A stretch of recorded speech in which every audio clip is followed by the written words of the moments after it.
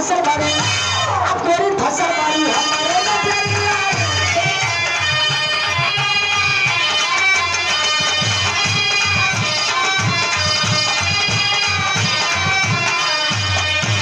लेकिन वो लड़का जाके 4 बजे भोर में रियाज मारत में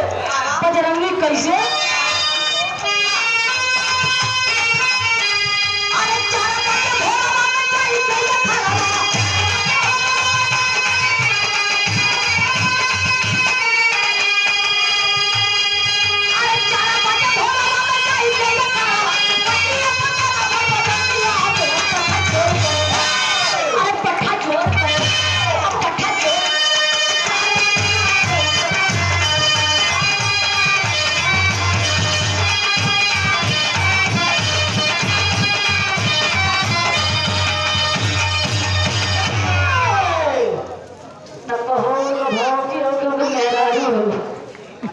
भाई के तरफ से 51 पैसे समानी भाई आपके चौड़े पे कोई समाज से बात के कामना हो आप भाभी जी के चौड़े पे कोई समाज से बात के कामना हो लेकिन जाते वो लड़का बजरंगी 4 बजे भोर में डेली बाई डेली रियाज मारे लगल धीरे धीरे पहलवानी का चर्चा होखे लगल आज जब शोहरत फैले लागल तो भाई कमाई से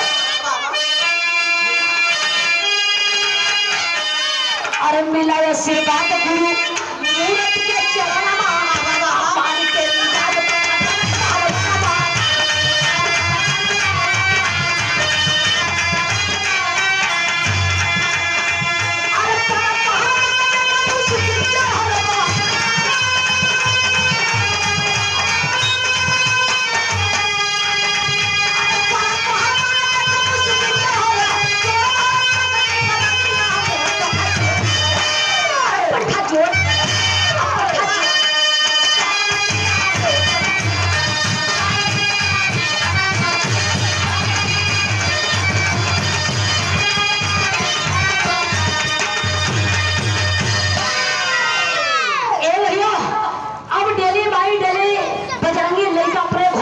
के रियाज मारे लगल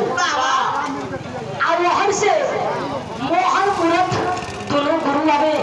जन चंदा का भाई मोहन मूरत बजरंगी के जवान साला रहलन तो उहे कामा पहलवान के भी गुरु रहलन और उहे बजरंगी बेटवा का